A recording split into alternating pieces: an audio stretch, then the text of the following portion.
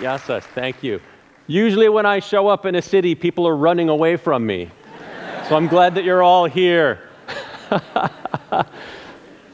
My work probably embodies the idea of the art of deception in the most literal way, the most visceral way, and sometimes the most dangerous way.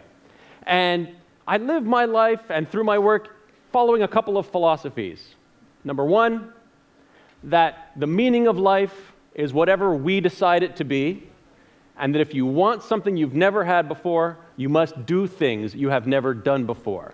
And years ago, I decided that the purpose of my life was going to be tracking down the world's most extreme phenomenon, the most dangerous places, documenting them, and then sharing what I've seen with as many people as possible. Yes, I've given my mother quite a few gray hairs over the years. She worries about me tremendously.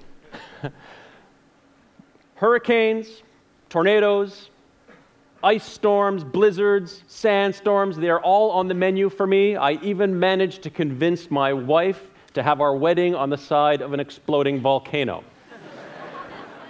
What started off as a hobby, seriously, what started off as a hobby ended up becoming more of a lifestyle. And I'm probably best known for the Angry Planet TV series, which airs all over the world. It has taken me to over 40 countries, every single continent, basically tracking down these different forces of nature. And I look at nature from a very different, rather unique perspective than most. I try to find the art in the most destructive events on the planet. And it's not easy to do, and it takes me all over the world to do it.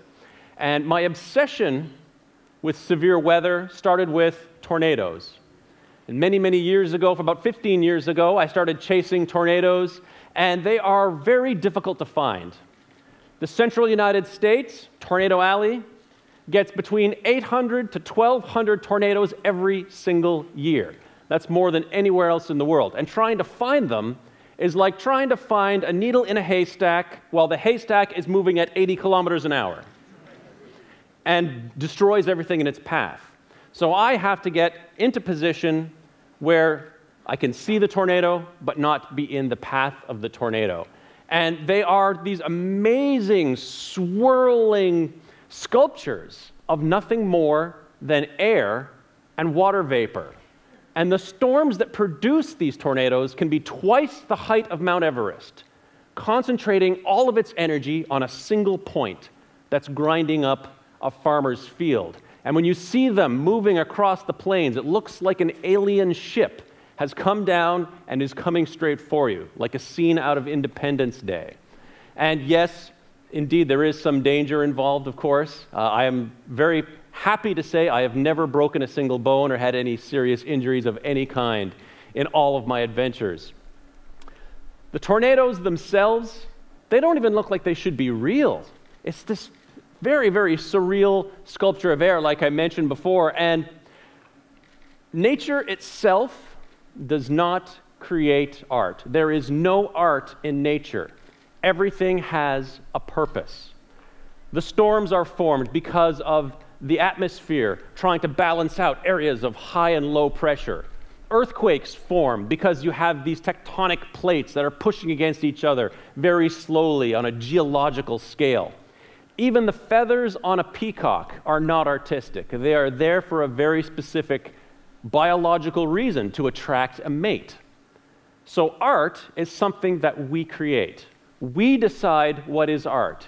And it's individual. What is art for you is very different to what is art for every other person. And that's why we all have so many different interpretations of a painting or a sculpture.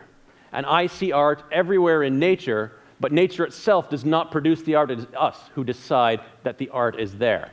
And I try to pull the art out of nature through photography. Now, of course, not everyone shares the same sentiment as me. Of course, there are people that are affected negatively. Thousands of people every year have their homes destroyed. Some lose their lives, unfortunately, due to these natural disasters. And my being there will have no bearing on whether it occurs or not, But if I can capture that moment on film and show it to people, perhaps the next time one of these storms is coming for them, they'll heed the warnings and seek shelter. I even send reports to the National Weather Service to warn people that are in the path of these storms. So hopefully, in addition to documenting these events, maybe I've actually even saved a few lives. And one of the most dramatic examples I had recently was the tornado that hit Joplin, Missouri. It was an Ef5 tornado. The scale only goes up to 5, so it's the strongest, worst, baddest type of tornado. And I never actually saw it with my own eyes. It was completely wrapped in rain.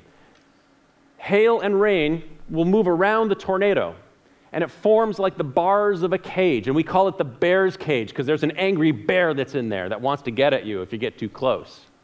And I knew that this tornado was going to be approaching this city.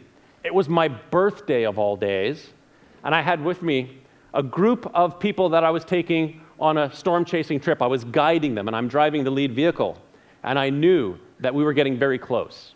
And it was up to me to decide how close I should get to this invisible tornado that was completely wrapped up in rain. And I got within, I would say, about 2 minutes of this tornado. Once we reached the area where it had crossed the road, things changed very, very rapidly. We stopped being storm chasers, and we ended up becoming first responders. There were at least a dozen cars flipped over on the road, tractor trailers on their roofs, on their side. We halted the chase, put down our cameras, ran out into the rain, and started to help people. And the scene there was unlike anything that I had ever seen before. Complete devastation. There was someone who had a very bad head wound. We had to split up our group, take him to the hospital, but the hospital had also taken a direct hit from the tornado. So this was like a war zone. And at the time, we were very happy to help out. But I went back a few weeks later because I wanted to try and find some artistic aspect of this terrible event. I wanted to try and pull some good out of it. And I was able to find some images there of old photographs amongst the rubble of a demolished neighborhood. There were instances of signs that had been ripped out of the ground, peeled and curled by the power of the wind. I want to find images that show the human impact, but also the extreme power of nature at the same time, and blend them together. There were pieces of doors embedded in the side of a tree, so hard that I could not pull them out no matter how hard I tried. And this was a disaster area. The interesting thing about disasters and art, they have something very much in common. Art only exists because we decide it exists, so do disasters. If this tornado had not hit the city, it would not have been a disaster. These events only become disasters when they affect human populations. If Hurricane Katrina had stayed out in the ocean, it would have never been a disaster. So it is us that makes that determination. And one of the interesting factors that really plays into this is the number of people on the planet. We have 7 billion people now. And as the population grows, more and more people are living in areas that are prone to these catastrophes. And as that increases, we're going to see worse and worse disasters as these phenomena become disasters. And that's not even taking into consideration the effects of climate change. So unfortunately, I think I'm going to be very busy over the next decade. Unfortunate for the people that see me coming for their town. People fall into one of two different categories. They say, wow, that's amazing, what you do is so cool, I would love to do that. Or they say, George, you're completely crazy, why do you do it? Very seldom does someone fall in the middle, in between. And it's not just storms, it's also other different forces of nature that I love to document. Of course, erupting volcanoes are absolutely beautiful when they're not affecting a population. This is Semeru volcano in Java. I climbed to the summit of this volcano as it was erupting. In the morning light, you can see it's absolutely beautiful. It's like a sculpture made of ash, really fantastic. In the Congo, there is a volcano called Nyiragongo, and it is one of the most beautiful sights a human can ever behold. looking down into the crater, there is a lake of lava that's 300 meters wide. It's bubbling and rippling away. It's like a window into the center of the Earth itself. Absolutely stunning. Krakatoa volcano, one of the most famous volcanoes of all time. In 1883, it had the largest eruption, and it was heard 2,000 kilometers away. It still erupts now, sometimes spewing up lightning in the ash column. Very, very spectacular, but hard to find. Like an artist, well, I guess I am an artist, but different types of artists go for different types of effects. For example, a sculptor deals with texture. Well, for me, I go to places like Antarctica to find texture. These glaciers can be 1,000 years old, and the wonderful blue hues that you see are absolutely artistic and wonderful. And seeing pieces of the glacier break off and forming these brand new icebergs is just stunning. It's like a nursery for icebergs, and it is indeed a wonderful artistic texture.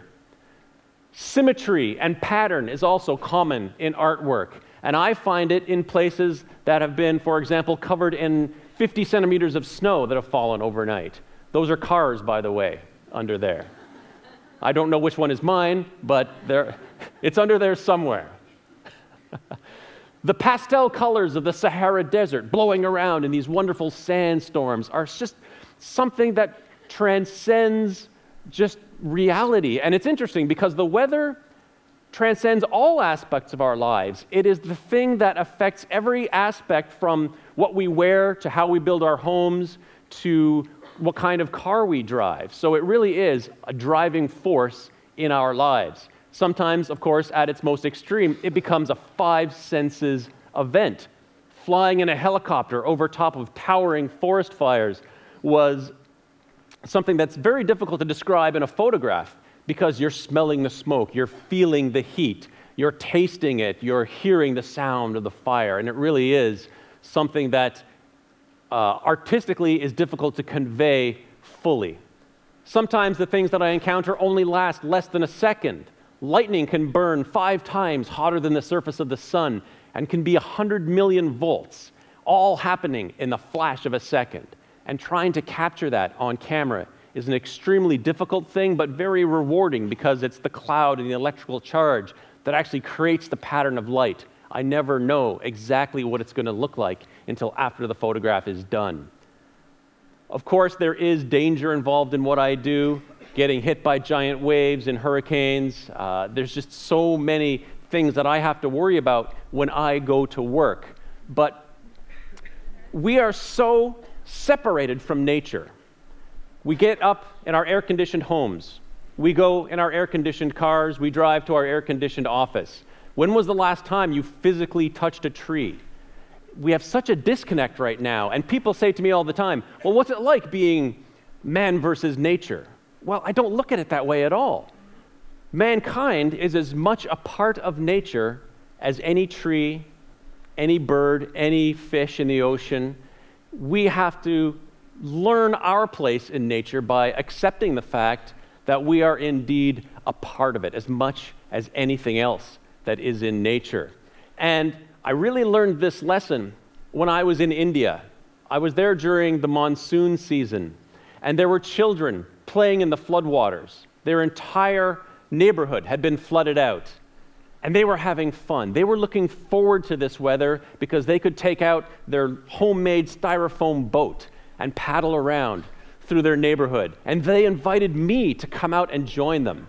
And of course, the boat was straining under the weight of me, but we were having a great time. And I was able to see their world through their eyes. And it was such a transcendent experience, because they were able to not only cope with their weather and situation, but it actually became an integral part of their everyday lives. They were not nearly as separated from it.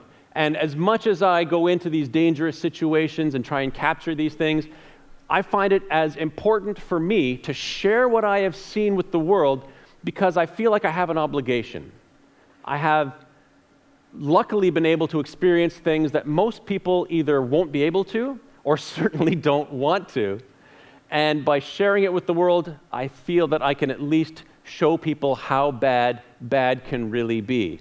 And the art of disruption certainly does describe what I do, and I want to thank you so much for allowing me the opportunity to share with you my world, and maybe, just maybe, you'll perceive your spot in the natural world just a little differently. Thank you.